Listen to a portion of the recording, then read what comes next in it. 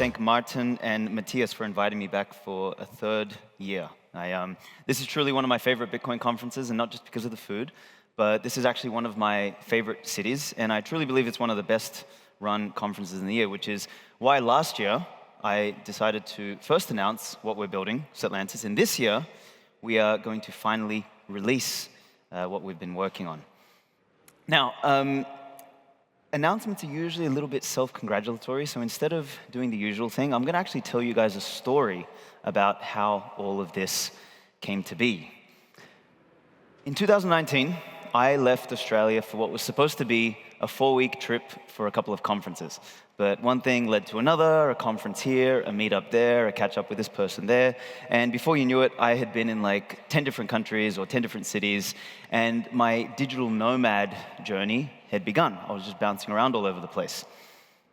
And fast forward to March 2020, and we all remember what happened then, right?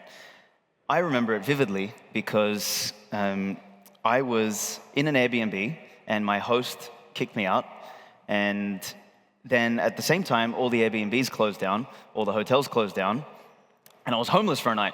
And of all things to come to the rescue, it was actually Tinder. My date from like 2 nights previous said, hey, you should come and stay with my place for a couple of nights while this whole thing blows over.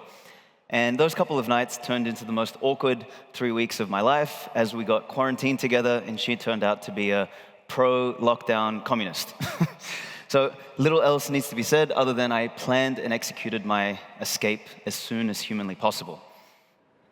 Then over the next couple of years, my life completely changed. I came to understand what it meant to have sovereignty, not just monetary sovereignty like what you get with Bitcoin, which is obviously fundamentally important, but I started seeking physical sovereignty, or location independence as I like to call it. And I ended up like dodging everything from mask mandates to PCR tests to vaccines and jabs and all this sort of stuff.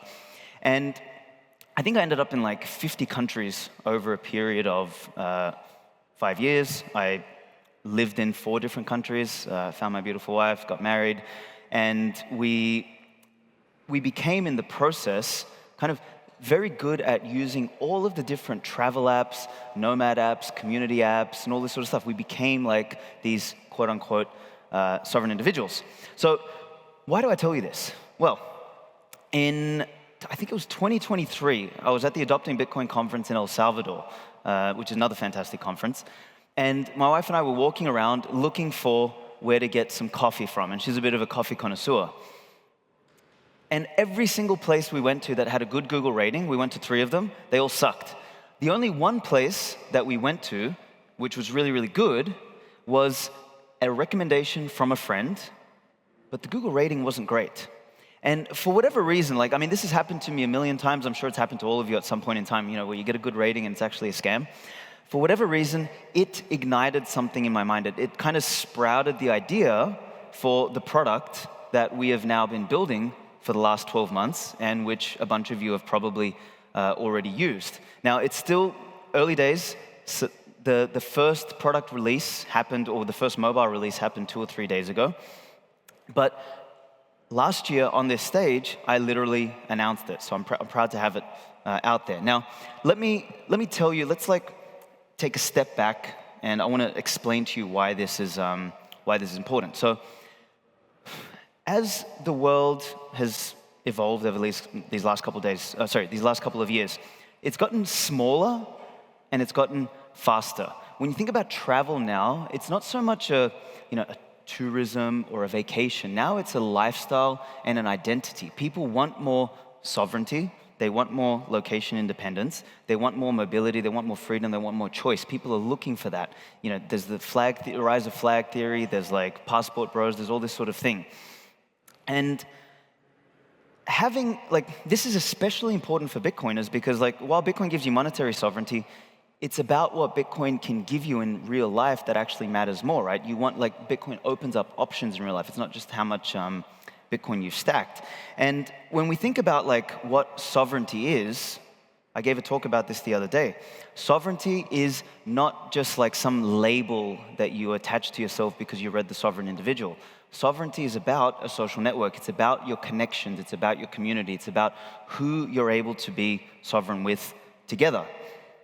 And this is precisely where something like Satlantis comes in.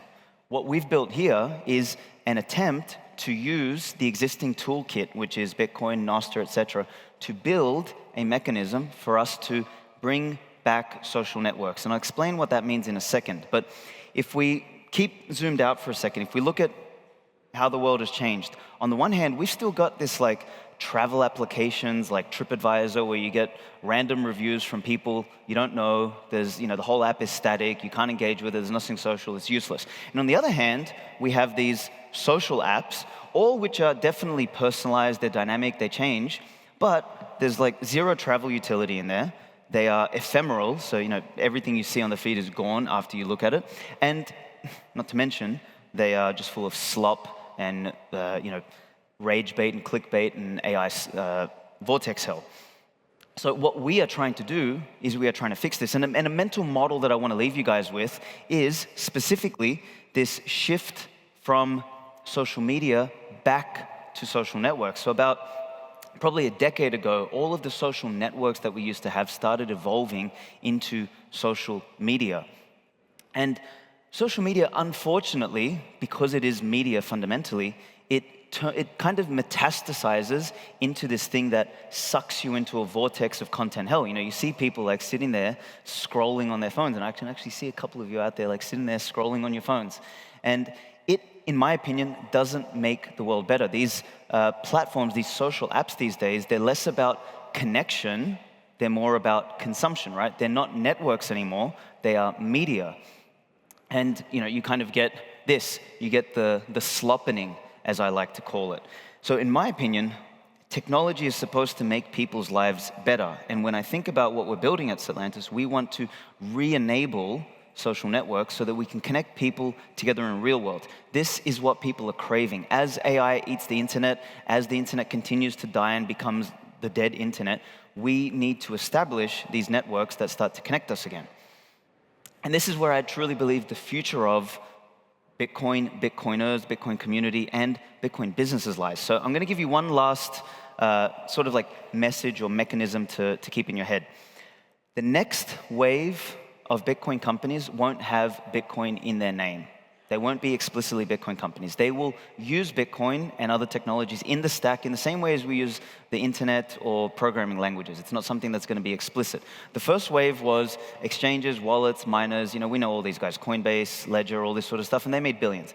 The second wave is Bitcoin treasury companies, which, look, they're more financial engineering companies than they are Bitcoin companies, and, they're cool and all, they have to come, they're going to make lots of money, but between you and I, let's be honest, financial engineering is pretty fiat. In my opinion, the next wave of truly innovative companies are going to be those that take this new underlying tech stack with the whole internet, with Bitcoin as a monetary protocol and something like Nostr as an identity protocol, and make Bitcoin invisible, make Nostr invisible, and deliver products that make people's lives in the real world better, which is effectively what we're trying to do. It's about people, places, and events. As the internet becomes this vortex of content hell, we want to connect in the real world because fundamentally, we have this whole new design space. This is what I was talking about, the 4 layers of the internet. You've got those up to HTTP is current.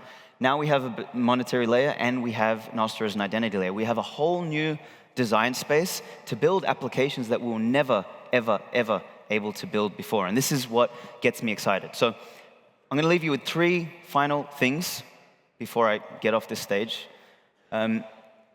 If this is something that interests you, if it's something that excites you, if it's a future that you're interested in, then you can actually download the app now. So if you scan the QR code here, you can download the app, you can create an account, find your friends, post some content. We've got a big teddy bear in the back so you can win some prizes. It's still early, so it's going to be buggy. But it's getting better every single week now. Number 2, if you're interested in finding out a little bit more, we're hosting a private event tomorrow on Sunday. If you find me on Satlantis, you will see the event. You can RSVP straight through the app.